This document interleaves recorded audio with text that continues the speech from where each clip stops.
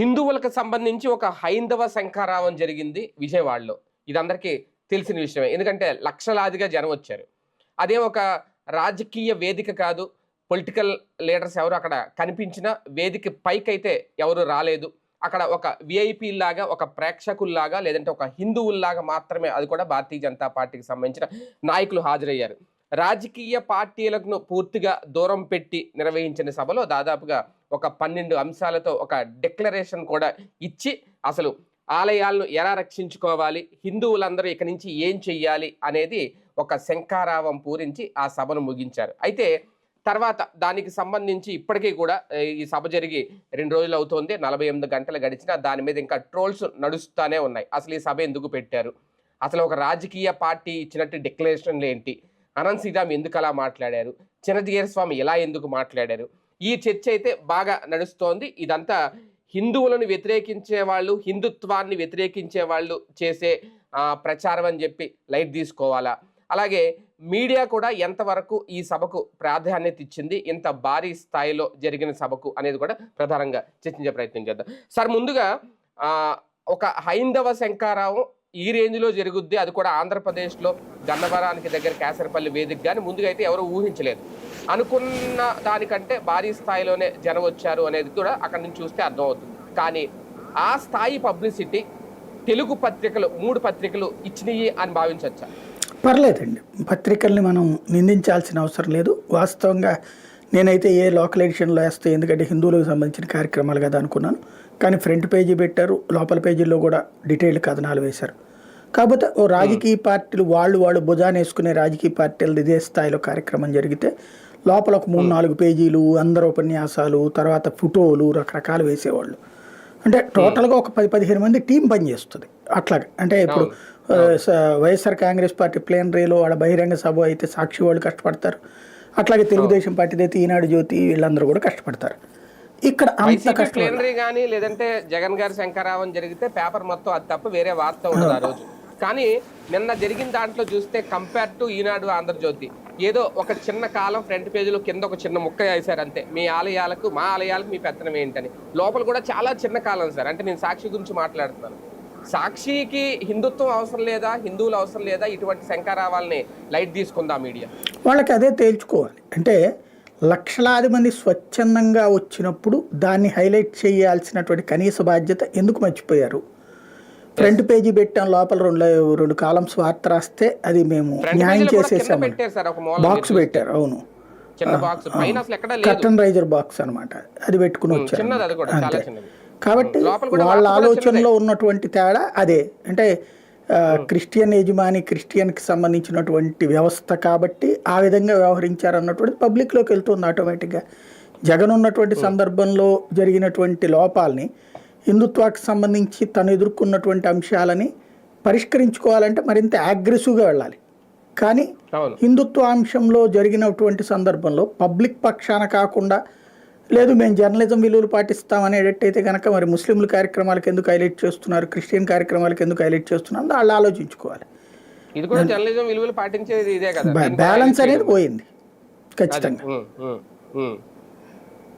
కానీ అంటే దీంతో ఒక మెసేజ్ వెళ్దా, హిందువుల ఓట్లు అవసరం లేదు, హిందుత్వాన్ని దూరం పెడుతుంది సాక్షి మీడియా అని? ఖచ్చితంగా. ఇప్పుడు ప్రతి ఒక్కటి కూడా డిబేటబుల్లే.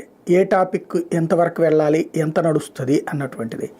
దాంట్లో ప్రయారిటీస్ పరంగా ఇప్పుడు పోనీ మొదటి రోజున తెలియకలేదు అనుకోవడానికి పోనీ 2 రోజులకి ఆ డిక్లరేషన్ ఇవన్నీ డీటెయిల్గా ఇవ్వాలి కదా. ఏం జరిగింది, ఎందుకు అసలు అంతమంది ఎందుకు వచ్చారు, ఇందులో 10 పైసలు ఖర్చు లేకుండా సొంత డబ్బులు 10 పైసలు ఖర్చు లేకుండా అంటే ఖర్చు అవుతుంది, ఎవరి దగ్గర చేతులు జాచకుండా ఎవరి ప్రాంతాల నుంచి వాళ్లే డబ్బులు పెట్టుకుని వచ్చారు, ప్లస్ ఎంతో క్రమశిక్షణతో కదిలి వెళ్ళారు. అంటే అంత సీరియస్గా జరిగినటువంటి దాని వెనకాల ఉన్నటువంటి ఆత్మఘోష ఏంటి, ఆగ్రహం ఏంటి, ఆవేదన ఏంటి, అది వాళ్ళతో మాట్లాడి అవన్నీ వెర్షన్స్ని పెట్టి ప్రతి ఊరు నుండి వెళ్ళినటువంటి వాళ్ళతో టచ్ చేసి ఇవన్నీ 2-3 రోజులు నడుపుతారేమో అనుకున్నా.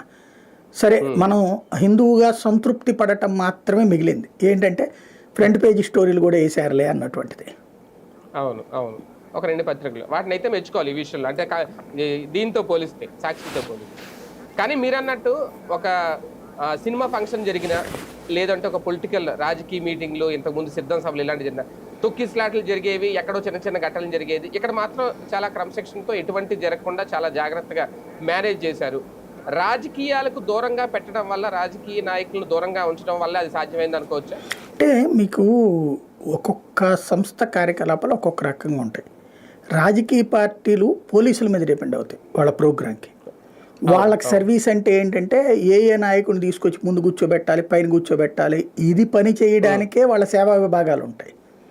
అంతే తప్పించి లేదా అయితే మంచినీళ్ళు ఇది కూడా అవుట్ సోర్సింగ్కి అప్పచెప్పేసేస్తారు, ఏది క్యాటరింగ్ వాళ్ళకి అప్పచెప్పేసేస్తారు. అది వాళ్ళ వెర్షన్. ఇక్కడ వచ్చేటప్పటికి ఆర్ఎస్ఎస్, విశ్వ హిందూ పరిషత్ ఇవేంటంటే ఆర్గనైజేషనల్గా చాలా పవర్ఫుల్.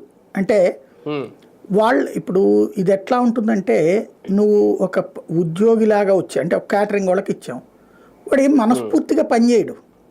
బాట్లు ఇవ్వాలి ఇచ్చాం, తర్వాత ఇది ఇవ్వాలి ఇది ఇచ్చాం, తను ఉద్యోగం పనిచేశానన్నటువంటి విధంగానే ఉంటుంది.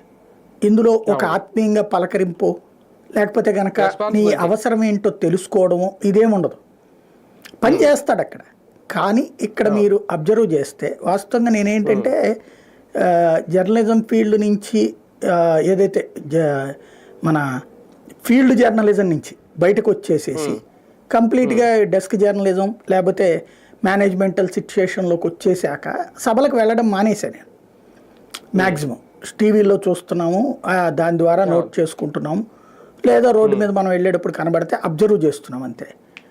అంటే అందరిలో టీవీలో చూడటమే. నేను అట్లాంటిది ఈ కార్యక్రమం అన్నప్పుడు అసలు నిజంగా అంటే ఈ మధ్యకాలంలో సోషల్ మీడియా ద్వారా చూస్తుంటే హిందువులు బాగానే యాక్టివ్గా కనబడుతున్నారు.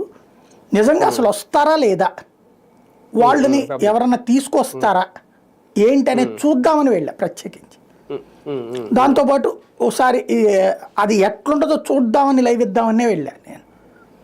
అయితే అక్కడికి వెళ్ళిన తర్వాత నాకు అర్థమైంది ఏంటంటే, నేను అబ్జర్వ్ చేసింది వెళ్తున్న దారి పొడుగునా కూడా ఎవరికి వాళ్ళు స్వచ్ఛందంగా క్రమశిక్షణతో వాళ్ళని ఎవరూ తోలుకు రావట్లా. ఎవరిని అడిగినా మిమ్మల్ని ఎవరైనా తీసుకొస్తున్నారా, మిమ్మల్ని ఎవరైనా నడిపించారా, మీరు ఎందుకు వస్తున్నారు అంటే మా కార్యక్రమం మేము వస్తున్నాం అంటే అదేదో ఫంక్షన్కి వెళ్ళినట్టు వస్తున్నారు. అది అనేది ఒక ఎత్తు అయితే, రెండవ పాయింట్ ఏంటంటే ఆర్ఎస్ఎస్కి సంబంధించిన శాఖల వాళ్ళందరికీ కూడా వాళ్ళకి దాన్ని ఏమంటారంటే బాధ్యత. ఇప్పుడు నీకు ఈ పోస్టు అంటుంటారు రాజకీయ పార్టీలో వీటిలో చూస్తే. బట్ ఆర్ఎస్ఎస్ వాళ్ళకి సంబంధించిన కార్యక్రమాన్ని పెట్టేటప్పుడు మీరు అతిథులకు సంబంధించిన బాధ్యత తీసుకోండి, మీరు ఆహారానికి సంబంధించిన బాధ్యత తీసుకోండి, మీరు ట్రాఫిక్కి సంబంధించిన బాధ్యత తీసుకోండి. బాధ్యత అనే పదమే వాడతారు వాళ్ళు. అందువలన ఆ తీసుకునే వాళ్ళు కూడా ఆ బాధ్యతగానే ఫీల్ అయ్యారు. నాకు ఆశ్చర్యం వేసిందంటే ఈ గుంటూరు దగ్గర నాగార్జున యూనివర్సిటీ దగ్గర ఉన్న చెక్ పోస్ట్ దగ్గర నుంచి కేసరపల్లిలో మీటింగ్ సభా ప్రాంగణం దాకా పోలీసులు ఉన్నారు. వాళ్ళ పని 100కి 80% తగ్గించేశారు వీళ్ళు. ఆ పక్కనే వాకీ టాకీలు పట్టుకుని ఒక రెడ్ కాషాయం జాకెట్స్ వేసుకుని ఉన్నారు. నేనేమనుకున్నానంటే ఈ మున్సిపాలిటీ ఏదేమన్నా వీళ్ళు ఉంటారు కదా హైవేలు పనిచేసేటప్పుడు వర్కర్స్ ఉంటారు కదా, వాళ్ళు ఏమన్నా ఈ హైవేకి ఇబ్బంది రాకుండా చూస్తున్నారేమో అనుకున్నా. తర్వాత బాగా డీప్గా అబ్జర్వ్ చేశాక రక్షక్కని దాని మీద పెట్టుంది. తర్వాత వాళ్ళు ఏమన్నా పోలీసులు అని డౌట్ వచ్చింది. అంటే పోలీసుల్లో ఏమన్నా కొత్త కుర్రోళ్ళని ఏమన్నా పెట్టుకున్నారు, వితౌట్ యూనిఫామ్ ఏమన్నా కొత్త వ్యవస్థ పెట్టారా అని డౌట్ వచ్చింది. వాళ్ళని అడిగితే మేము సంఘ పరివార్ నుంచి వచ్చిన వాళ్ళం అండి, ఏబీవీపీ నుంచి వచ్చిన వాళ్ళం అండి, ఆర్ఎస్ఎస్ నుంచి చేసిన వాళ్ళం, బజరంగ్ దళ్ నుండి చేస్తున్న వాళ్ళం, ఇట్లాంటి చెప్తే అంటే వాళ్ళకి వైర్లెస్ సెట్లు, వాళ్ళే ట్రాఫిక్ని ఎలాగా చాలా బాధ్యతగా పాసులు ఏ వెహికల్స్కి ఏ ఉన్నాయో కరెక్ట్గా వాటినే పోనిచ్చారు అక్కడికి.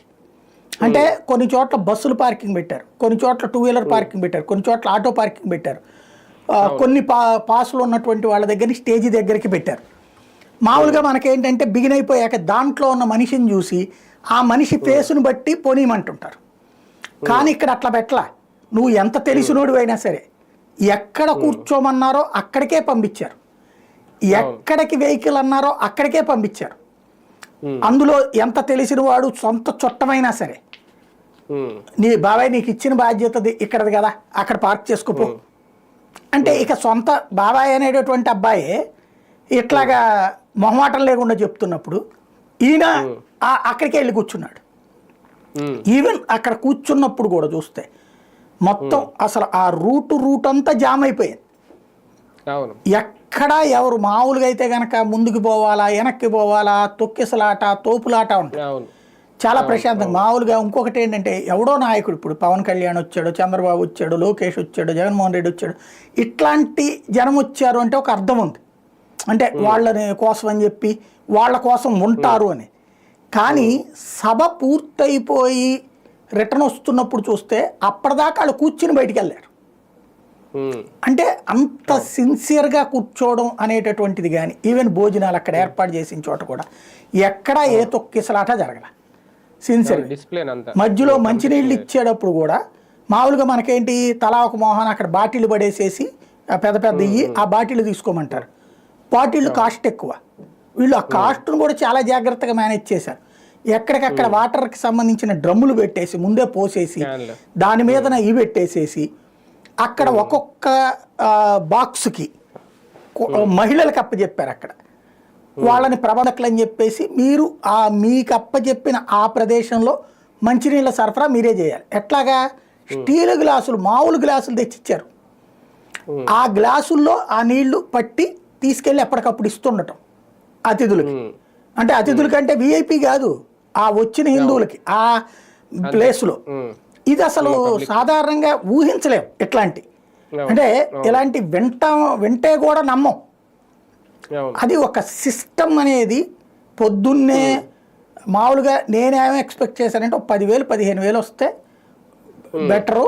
ఎందుకంటే హిందూ చైతన్యం పరంగా సొంత ఖర్చులు పెట్టుకుని ప్లస్ అక్కడ దాకా అంటే ఎక్కడ వస్తారు, ఏ తెలంగాణలో అంటే కాస్త యాక్టివిజం ఎక్కువ ఉంటుందిలే అనుకున్నా. బట్ ఇన్ని వేల మంది హాజరు కావడం, ఇన్ని లక్షల మంది హాజరు కావడం, హాజరైనటువంటి వాళ్ళు ఎక్కడా ప్రాబ్లం రాకుండా వెళ్ళిపోయేదాకా కూడా సిన్సియర్గా చేసుకువెళ్ళడం అనేటటువంటిది చాలా పర్ఫెక్ట్గా ఉంది, చాలా నీట్గా చేసుకెళ్ళారు. సార్ ఒక ప్రశ్న, ఒక అవగాహన లేకుండా అడుగుతున్నాను అనుకోండి. ఈ ప్రశ్న, రాష్ట్రం నలుమూల నుంచి ఇంతమంది వచ్చారు కదా, రాజకీయ పార్టీల్లో కూడా అందరూ హిందువులే ఉంటారు కదా, రాజకీయ నాయకులను పిలవకపోయినా పోని ఒక హిందువుగా పార్టీలకు అతీతంగా అక్కడికి వచ్చి కూర్చోడానికి ప్రాబ్లం ఏంటి? ఎందుకు ఒక బీజేపీ మినహాయిస్తే మిగిలిన వాళ్ళు అందరూ ఎందుకు అక్కడ కనిపించలేదు? ఒకళ్ళిద్దరు వేరే పార్టీలు వాళ్ళు కూడా కనిపించారండి. గన్నవరం ఎమ్మెల్యే వెంకట్రావు కనిపించాడు నాకు అక్కడ. అవును, అంటే వాళ్ళు ఆ ఏరియా ఎమ్మెల్యే కాబట్టి. సార్ మిగతా చోట్ల వచ్చేటప్పటికి పిలిస్తే వెళ్ళుండేవాళ్ళు. ఇప్పుడు క్రిస్టియన్ ప్రోగ్రామ్స్కి అయినా ముస్లిం ప్రోగ్రామ్స్కి అయినా కూడా పిలవకుండా వెళ్ళరు. హిందువుగా రావడానికి పిలవాలా? అంటే ఇప్పుడు క్రిస్టియన్ ప్రోగ్రామ్స్కి ముస్లిం ప్రోగ్రాంలకు కూడా వెళ్ళరు కదా వాళ్ళు, వాళ్ళు పిలిస్తేనే వెళ్తారు సహజంగా. ఇది ఒక సంస్థ నడుపుతున్న కార్యక్రమం అంటే సహజంగా వీళ్ళందరికీ ఉండేది ఏంటంటే విశ్వ హిందూ పరిషత్తు ఆర్ఎస్ఎస్ అనుబంధం, అంటే అది ఏదో బీజేపీ వాళ్ళతో లింకులు ఉంటాయి, వాళ్ళు పెడుతున్నారంటే మనకెందుకు అనేటటువంటి రూట్లో ఉంటుంది, సహజంగా ఉంటుంది. అంటే హిందూ చైతన్యం భారతీయ జనతా పార్టీకి నాకు తెలిసిన లింక్ ఏంటంటే ఆర్ఎస్ఎస్కి అనుబంధంగా పనిచేసే విభాగాలలో రాజకీయ విభాగం భారతీయ జనతా పార్టీది. కానీ బీజేపీ దగ్గరికి విశ్వ హిందూ పరిషత్ తోడు వచ్చి కూర్చోడు, విశ్వ హిందూ పరిషత్ వాళ్ళ దగ్గరికి వెళ్ళి బీజేపీ వాళ్ళు ఏం కూర్చోరు. ఎవరి పని వాళ్ళదే, ఎవరి నిర్దేశం వాళ్ళదే. కాకపోతే వీళ్ళకి అది అంగీకరించలేరు కదా బేసిక్గా లీడర్లు, దాన్ని వాళ్ళ వ్యక్తిగత కార్యక్రమం కిందనే చూస్తారు. అది అంటే మామూలుగా హిందువుల్లాగా అయితే జనరల్ గా రాలేరు, పొలిటికల్ లీడర్లుగా సహజం కదా. పొలిటీషియన్లనే కాదు, మామూలు జనాలు కూడా. ఇప్పుడు మామూలు జనాలు ఇప్పుడు ఆ బ్యారికేడ్స్ తొలగించుకున్నారు. యాక్చువల్గా నిన్న వచ్చిన వాళ్ళు నేను కొంతమందితో మాట్లాడితే తెలుగుదేశం అభిమానులు ఉన్నారు, పవన్ కళ్యాణ్ అభిమానులు ఉన్నారు, వైసీపీ అభిమానులు ఉన్నారు, అన్ని పార్టీల వాళ్ళు వచ్చారు. నేను అడిగా మీరు మరి ఎట్లా అయ్యా అంటే, మేము పార్టీ రాజకీయం అన్నాడు ఓటుకి, హిందువులు అందరికీ కలవకపోతే ఎట్లాగా, హిందువులకు సంబంధించి అన్యాయం జరుగుతుందని కనబడుతోంది కదా, అన్యాయం పోగొట్టాలంటే పోరాడకపోతే ఎట్టానా, అందుకని చెప్పి మంచి వేదిక ఏర్పడినప్పుడు రావాలి కదా అని చెప్పి మాట్లాడిన వాళ్ళు చాలామంది ఉన్నారు. నాకు అన్నిటికంటే ఆశ్చర్యం వేసింది ఏంటంటే, సాధారణంగా ఇక్కడ ఈ సంస్థలకు ఒక లెక్క ఉంటుంది. ఆర్ఎస్ఎస్ అంటే మేధావిత్వం ఉన్న హిందూ పెద్దలు, విశ్వ హిందూ పరిషత్ అంటే సేవాభావం ఉన్నటువంటి వర్గానికి సంబంధించిన పెద్ద వయస్కులు, బజరంగ్ దళ్ అంటే కాస్త యుక్త వయస్కులు, ఏబీవీపీ నుండి వచ్చి ఏబీవీపీ విద్యార్థి దశలో ఏబీవీపీ, ఆ తర్వాతన బజరంగ్ దళ్ళు, ఇట్లాగా కొన్ని కనబడేది. ఆడపిల్లల్లో ఏబీవీపీ ఆడపిల్లలు, ఆ తర్వాత సేవికా సమితికి వెళ్ళడము, ఇట్లాగా దుర్గావాహినికి వెళ్ళడము ఇట్లాగా. కానీ నాకు ఆశ్చర్యం వేసింది ఏంటంటే నేను మీటింగ్కి వచ్చిన వాళ్ళల్లో కుటుంబాలు వచ్చినాయి, చిన్న పిల్లల్ని తీసుకుని వచ్చారు. ఏది 8 సంవత్సరాలు 10 సంవత్సరాల పిల్లలు. నాకు ఆశ్చర్యం ఏంటంటే నాకు ఇక అక్కడ చూశాక కూర్చున్నాను ప్రెస్ గ్యాలరీలో కూర్చొని చూస్తుంటే నాకు ఆ భోజనం అక్కడ వెనకాల అరేంజ్ చేశారు వెళ్ళమని నాకు ఎలబుద్ధి ఇలా ఏంది అసలు ఇది ఇంత ఇది ఎట్లా వచ్చింది అనేది అట్లా చూస్తూ ఉండిపోయా, కూర్చుండిపోయా. చివరికి అదేదో అంటారు కదా, ఒక కుటుంబం వాళ్ళు అబ్జర్వ్ చేసి చిన్న పాప 8 సంవత్సరాల పాప జాంకాయ తెచ్చిచ్చింది తినండి అంకుల్ అని చెప్పేసి. అంటే వాళ్ళల్లో ఆ ఇది చూసారా మన కుటుంబం అనేటటువంటి ఫీలింగ్ ఉంటుంది చూడండి. నిజంగా వచ్చిన వాళ్ళలో ఎవ్వరూ భేషజాలు పోలా, ఎవ్వరూ ఎలాంటిది పోలా, చాలా సిన్సియర్గా తమ పని తాము చేసుకున్నారు అనమాట. కానీ ఒకటి సార్ మెయిన్ పాయింట్కి వస్తే ఒక రకంగా మీరు అన్నట్టు హిందువుల్లో ఒక చైతన్యం అయితే వచ్చింది, ఆ చైతన్యంతోనే అంతమంది కదిలొచ్చారని అనుకుందాం. కానీ ప్రభుత్వాల నుంచి ఆలయాలకు విముక్తి సాధ్యమా ఇటువంటి శంఖారావాలతో? అంటే ప్రాక్టికల్గా మనం ఒకటి ఆలోచించాలి. బేసిక్గా ప్రభుత్వాలు పెత్తనాన్ని వదులుకో ఎప్పుడు కూడా. ఎందుకు? ఇప్పుడు ఇసుక మీద పెత్తనం, మద్యం మీద పెత్తనం, ఇవి డబ్బులు పెడితే పెట్టుబడి పెడితే వచ్చినాయి. ఇసుక మీద 10 పైసలు డబ్బులు పెట్టకుండా పెత్తనం వచ్చిందిగా. గుళ్ళ మీద పెత్తనం ఎప్పటి నుంచినో చేస్తున్నారు. ఇప్పుడు గుళ్ళకి సంబంధించి ఎందుకు పెట్టారండి దేవాదాయ ధర్మాదాయ శాఖ అనేది? ఆలయాలలో వాళ్ళల్లో వాళ్ళు ఈ కమిటీలో వాళ్ళు గొడవలు పడుతుంటారు. ఒకడు ఎక్కువ ఖర్చు పెట్టేస్తాడు, ఒకడు తక్కువ ఖర్చు పెట్టేస్తాడు. దాన్ని బేస్ చేసుకుని అది తినేసేటటువంటి అవకాశం ఉంది. మేము మా అంచనాలు అంటే అప్పట్లో చల్లాకొండ కమిషన్ ఇచ్చిన నివేదిక అనమాట. అట్లాగే దేవుడికి మాన్యం ఉంది, ఆ మాన్యాన్ని కాస్త అక్కడ ఉన్నటువంటి వాడు డబ్బులు పంట పండినా పండలేదని రాస్తాడు. ఆ సంబంధించినటువంటి గుడి పెద్దలు వాడితో కుమ్మక్క అయిపోయేసి వాడికి తక్కువ వచ్చినా కూడా అంటే ఎక్కువ పండినా కూడా తక్కువ కొప్పుకుంటున్నాడు. ఇట్లాంటి అవినీతి అవకతవకలు ఎన్నో జరుగుతున్నాయి కాబట్టి ఆ ఆలయాల పరిరక్షణ కోసం అన్నటువంటి ఉద్దేశంతో పెట్టింది దేవాదాయ ధర్మాదాయ శాఖ. అప్పుడు 15 లక్షల ఎకరాలు ఉంది, ఇప్పుడు 4.5 లక్షల ఎకరాలు ఉంది. అప్పుడు గుడి భూమి గుడికే ఉంది. వీళ్ళు చెప్పినట్టు 10 బస్తాలు పండినప్పుడు 7 బస్తాలని రాసి ఉండొచ్చునేమో, కానీ ఆ గుడి పెద్ద దోచుకోవాలని చేసి ఉండడు. అవతలోడి ఇంటి ఆర్థిక పరిస్థితిని చూసి కొద్దిగా 3 తగ్గించుకోలేవా అని చెప్పుంటాడేమో, అంతేగాని అందులో నుంచి ఆయన తిని ఉండాలనుకున్నాడు. ఎందుకంటే అప్పట్లో గుడి పెద్దలంటే తమ సొంత డబ్బులు ఖర్చు పెట్టేవాళ్ళు, తమ పొలాల్లో నుంచి సంపాదించుకున్న డబ్బులోంచి తాము ఖర్చు పెట్టేవాళ్ళు. భోజనాలు అన్నదానాలు వాళ్ళు చేసేవాళ్ళు గుడి పెద్దలంటే. గుడి పెద్ద కంపల్సరిగా ఏదో ఒకటి వాళ్ళ నుంచి కంట్రిబ్యూషన్ ఉండేది ఆ గుడికి. అది అలంకారాలకి నగల, లేకపోతే ఆహారమా, లేకపోతే అన్నదానమా, ఏదో ఒకటి వాళ్ళు కంట్రిబ్యూట్ చేస్తూ ఉండేవాళ్ళు. ఆ కంట్రిబ్యూషన్ చేసి అంత పెద్ద మనసు అంత దొడ్డ మనసు ఉంది కాబట్టి వచ్చిందే నీకు 30 బస్తాలు, ఓ 20 రాయి 10 తీసుకో, నువ్వు నీ పిల్ల పెళ్లి చేయాలా, లేకపోతే నీ బిడ్డ చదివించుకోవాలి కదా అని చెప్పు ఉండొచ్చు. అది ఆ రోజుల్లో 40 ఏళ్ల క్రితం అంటే ఇప్పుడున్నంత దరిద్రం లేదు కదా. ఆ రోజుల్లో కాస్త అదే తప్పన్నాం మనం. ఇప్పుడు అసలు డబ్బులు ఇచ్చేవాడే లేడు. రెండవది ఆ భూముల్ని 1కి 2, 2కి 3 అమ్మేసుకున్నారు రాసేసుకుని. చివరికి 4.5 లక్షల ఎకరాలకి మిగిలిపోయింది. 15 లక్షల ఎకరాల నుంచి 4.5 లక్షల ఎకరాలకి తగ్గించిన ఈ భూములు ఆక్రమించుకున్న వాళ్ళందరూ ఇప్పుడు ఏదో తొక్కలోదు 100 గజాలు తీసుకున్నాడు, 500 గజాలు తీసుకున్నాడు, లేకపోతే అక్కడ 2 ఎకరాలు తిన్నాడు, ఇక్కడ 2 ఎకరాలు తిన్నాడు అని చెప్పి ఓ రాజకీయ నాయకుడి మీద పుంకాను కథనాలు రాస్తున్నారే. 10.5 లక్షల ఎకరాల భూములు నొక్కేస్తే ఎన్ని డిబేట్లు చేయాలి, ఎవడెవడి చరిత్రలు బయటికి తీయాలి, ఎవడెవడి జాతకాలని బయటికి తీయాలి, ఏ పత్రిక పట్టించుకుంది, ఏ పార్టీ డిబేట్ చేసింది? ఇది ఇప్పుడన్నా జరగాలి. ప్రతి గుడి దగ్గర అసలు ఆ గుడికి ఉన్న భూములు ఏంటి, ఆ భూములు ఎవడి చేతిలో ఉన్నాయి, ఎవడు తింటున్నాడు, గుడికి ఎంత ఇస్తున్నాడు. ఇప్పుడు ప్రతి హిందువు యాక్టివేట్ అయ్యి అడగాల. అవసరమైతే ఆర్టీ యాక్ట్ వాడండి, గుడి దగ్గర నిలదీయండి, లెక్క తీయండి, బయటికి తీయించండి.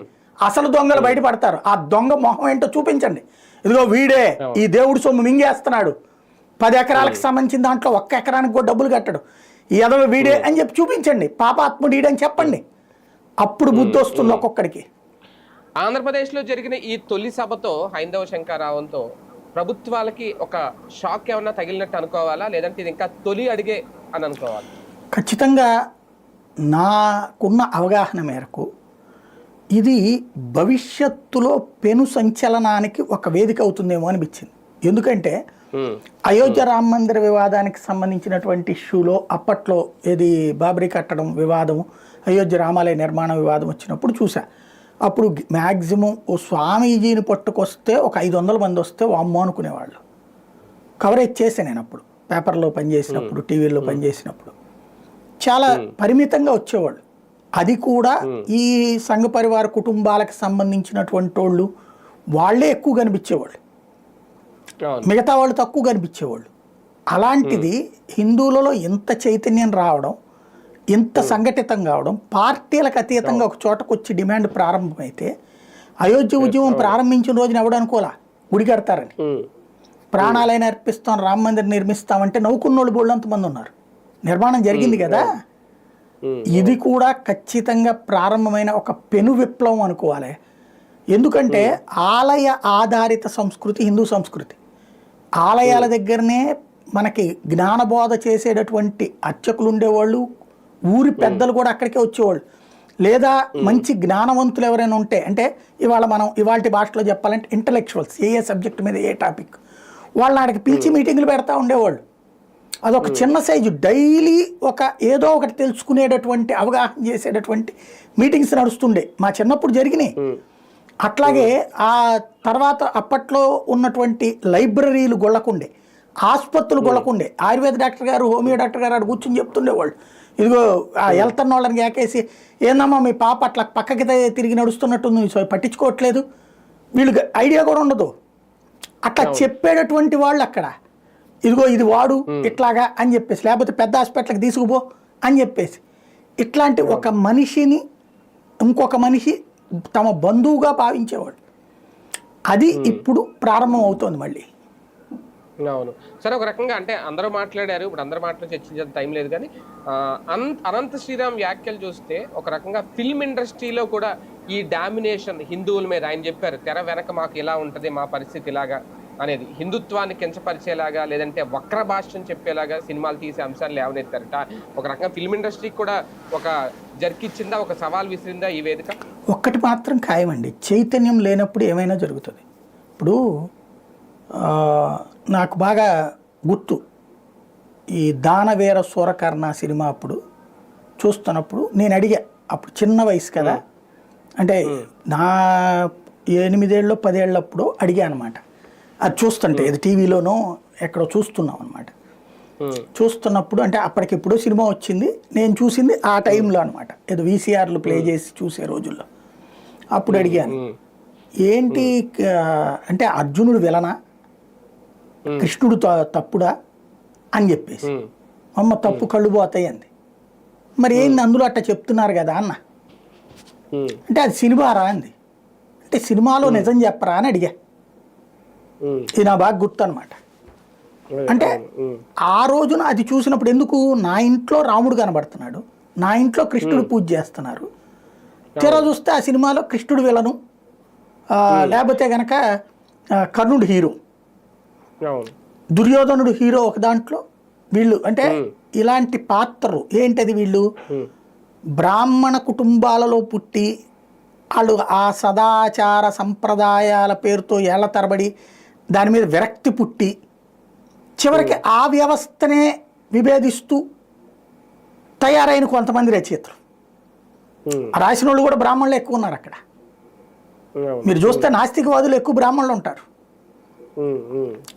ఇట్లాంటి కాన్సెప్ట్తో నడిచినటువంటిది. రెండవది వచ్చేటప్పటికి చివరికి జబర్దస్త్ జోకులు, యముడికి సంబంధించిన జోకులు, కామెడీలు. అంటే మీరు అబ్జర్వ్ చేయండి, ఒక ముస్లిం దేవుడి మీదనో ఒక క్రైస్తవ దేవుడి మీద ఇట్లా కామెడీలు చేస్తారా? ఈవెన్ క్రిస్టియన్ దాని మీద కూడా అప్పుడప్పుడు చేస్తుంటారు. ఏది పాస్టర్లని వెటకారం చేయడము, లేకపోతే వాళ్ళు పాప ప్రక్షాళనకు సంబంధించిన ప్రోగ్రాముల గురించి లవర్స్తో కామెడీలు చేయించడం, ఇట్లాంటి వాళ్ళు కూడా తప్పు పట్టాలా ముందు? వాళ్ళ కాళ్ళు చేతులు వచ్చేస్తాయి. అంటే వాళ్ళు చేసేదే కామెడీ లేండి, ఇంకా దాన్ని మళ్ళీ అది కామెడీ నేను చేయాలి. అనేది సినిమాల్లో కొన్ని చోట్ల సినిమా సినిమాల్లో కొన్ని పాత్రల్లో చేయరు. 99.9999% హిందూ దేవుళ్ళని వెటకారం చేసినాయి, లేకపోతే ఆ సినిమాల డైలాగుల ద్వారా తప్పుబట్టేవి ఎక్కువ ఉంటాయి. అవును, మిగతా మతాల జోలికి పోయే ధైర్యం చేయరు. ఇప్పుడు కొంత భయం వస్తుంది. ఇంకోటి చూసాం కల్కి విషయంలో ఒక రకంగా అది ఆర్ఆర్ఆర్లు లేకపోతే దాని పేరేంటి బాహుబలిని దాటిపోవాలి, అవును, కానీ ఆశించినంత రాలా. ఏదో అమ్ముకున్నారు, డబ్బులు వచ్చి ఉండొచ్చును, కానీ ఆశించినంత రాలా. వీరాభిమానులు కూడా పూర్తిగా దాంతో మమేకం కాలేకపోయారు. ఎందుకని? అవును, ఎప్పుడైతే కర్ణుడిని కాపాడే ప్రయత్నం చేసుకొచ్చిన, అంటే కర్ణుడి కోసం సినిమా అన్నటువంటిది వచ్చినప్పుడు చాలా పెద్ద ఎత్తున డిబేట్ జరిగింది, ప్రభాస్ అయినా సరే. కాబట్టి రాబోయే రోజులలో పౌరాణిక పాత్రలలోని ఎవరైతే దేన్ని ఆదర్శంగా తీసుకోవడానికి సమాజం నిర్దేశించబడిందో ఆ ఆదర్శాన్ని మంటగలిపే వాటికి రివర్స్ అవుతుంది. అవును, అవును. సార్, ఫైనల్గా 12 అంశాలతో కూడిన ఒక డిక్లరేషన్ని లాస్ట్లో అనౌన్స్ చేయడం చంద్రయ్య స్వామి గారి చేతుల మీదుగా, అలాగే భవిష్యత్తులో కూడా ఇలాంటి సంఘారావాలు దేశవ్యాప్తంగా, అంటే భారతదేశం ఒక హిందుత్వ దేశంగా లేదంటే ఆలయాలకు సంబంధించి పూర్తిగా వీళ్ళకే హక్కులు కల్పించేలాగా ఆ దిశగా ఈ శంఖారావాలు ఇంకా ముందు రాబోతున్నాయి, చూడబోతున్నాం. ఆ మార్పు ఏమన్నా వస్తుంది? నేను అనుకోవడం ఇది అయిపోయాక ఒక్కొక్క రాష్ట్రంలో ఒక్కొక్క భారీ బహిరంగ సభ పెడతారనుకుంటా. ఈ సక్సెస్తో వాళ్ళు సంతోషంతో ఉన్నారు కాబట్టి అయిపోయిన తర్వాత కేంద్రం మీద ఒత్తిడి తీసుకొచ్చి కేంద్రం చేత బిల్లు తీసుకొస్తారు అనుకుంటున్నా. అప్పటికి ఈరోజు రాష్ట్రాలన్నీ కూడా చూసుంటాయి కాబట్టి హిందువులు ఇట్లా బాధ్యతాయుతంగా ఉన్నారని. కాదు అంటే అప్పుడు ఏది బీజేపీ పాలిత రాష్ట్రాలు కాకుండా ఉంటాయి కదా. ఇప్పుడు ఇదేంటంటే 2/3 మెజార్టీతో బిల్లు అమలు చేయాలి, రాజ్యాంగ సవరణ చేయాలి. ఇది రాష్ట్రాల జాబితాలో ఉంటుంది. మనకి ఉమ్మడి జాబితా 3 జాబితాలు ఉంటాయి, కేంద్ర జాబితా, రాష్ట్ర జాబితా, ఉమ్మడి జాబితా. ఇది రాష్ట్ర జాబితాలోనే ఉంది కంప్లీట్గా రాష్ట్ర జాబితాలో ఉన్నదాన్ని ఉమ్మడి జాబితాలోకి తీసుకురావాలి అంటే కనుక రాజ్యాంగ సవరణ చేయాల్సి ఉంటుంది. కాబట్టి అది చెయ్యాలంటే 2/3 మెజార్టీతో కేంద్రంతో పాటుగా పార్లమెంట్తో పాటుగా సగం రాష్ట్రాలు ఆమోదించాలి. కాబట్టి ఈలోపుగా ఈ చైతన్యం ఇట్లా కనబడుతుంటే సచ్చినట్టు అన్ని ప్రభుత్వాలు బీజేపీ ఏతర పాలిత రాష్ట్రాలు కూడా ఒప్పుకుంటాయిగా. అందుకు అనుగుణంగా జరిగే అవకాశం ఉంటుంది అనుకుంటున్నా. సార్, దీనికి అంటే మామూలుగా దీనికి రాష్ట్ర ప్రభుత్వం, అది ఆలయాల నిర్వహణకి రాష్ట్ర ప్రభుత్వ ఆదాయానికి ఏమన్నా సంబంధం ఉంటుందా? రేపొద్దున్న అది ఏమన్నా జరిగితే ఆర్థికంగా రెవెన్యూ పరంగా ఏమన్నా కొంచెం ప్రభుత్వాలకు నష్టం ఏమన్నా వస్తుందా? ప్రభుత్వాలకు 10 పైసలు నష్టం లేదండి, ఎందుకంటే ప్రభుత్వాలు దీనికి గుళ్ళకి ఇచ్చేది ఏం లేదు, గుళ్ళ నుంచి తీసుకునేది కూడా లేదు. కానీ ఏం జరుగుతుందంటే గుళ్ళ పేరుతో, గుళ్ళ డబ్బులతో ఈ మధ్యన రోడ్లు వేయించుకోవడం, గుళ్ళ డబ్బులతో ఈ మధ్యన స్థానిక చెరువులని ఇట్లాంటి ఖర్చు వాడేస్తున్నారు తెలివిగా, నిదానంగా. భూములు లాగేసుకున్నారు, దేవుడికి సంబంధించిన నగదుని. హాస్పిటల్ ఇప్పుడు తిరుపతిలో ఉన్నటువంటి రుయ్ హాస్పిటల్ ఒకప్పుడు గవర్నమెంట్ హాస్పిటల్, అద్దెచ్చి టీటీడీని ఎత్తి రుద్దేశారు. అట్లాగే స్కూళ్ళు, విద్య ఇవి సరే తప్పులేదు, మనకు కూడా అవసరం కాబట్టి. కానీ ప్రభుత్వం కట్టిన వాటిని తీసుకెళ్ళి ఆలయాలకు లింక్ చేసేయడం నేర్చుకున్నారు, ఆలయాల డబ్బుల్ని దానికి వాడేయడం నేర్చుకున్నారు. అట్లాంటి ఇకపైన ప్రశ్నిస్తారు ప్రజలు, అట్టెట్ట చేస్తా ఉన్నారు. కాబట్టి ప్రభుత్వాలకి అయితే అట్లా. ఇంకొకటి ఏంటంటే రాజకీయ నిరుద్యోగుల ఆశ్రయం కిందకి మారుతుంటే దాన్ని అంగీకరించరు రేపు పొద్దున ప్రజలు. ఇప్పుడు గుళ్ళ దగ్గర రాజకీయాలు చేస్తే విసుగు పుట్టిన జనం తిరగబడతారు రేపటి నుంచి. అది జరుగుతుంది రేపు పొద్దున. రైట్. చూద్దాం. మొత్తానికి తొలి సభతోనే ఆంధ్రప్రదేశ్లో విజయవాడ కేంద్రంగా జరిగిన తొలి సభలోనే ఒక రకంగా సక్సెస్ఫుల్ హిట్ కొట్టింది అని అనుకోవాలి ఈ హైందవ శంఖారావం. మరి ముందు మిగిలిన రాష్ట్రాల్లో ఏర్పాటు చేస్తారా, లేదంటే ఇవే డిక్లరేషను, లేదంటే ఇవే తీర్మానాలతో ముందుకు వెళ్తారా? ఏది ఏమైనా ఆలయాల పరిరక్షణ, పూర్తిగా ఆలయాలు ప్రభుత్వ పెత్తనం ఉండకూడదు ఆలయాల మీద అనేది ప్రధాన ఉద్దేశం. రాజకీయాలకు అతీతంగా అయితే ఈ సభనైతే సక్సెస్ఫుల్గా చేశారు. మరి మార్పు కోరుకుందాం, ఆ మార్పు వస్తుందా లేదా అనేది వేచి చూద్దాం.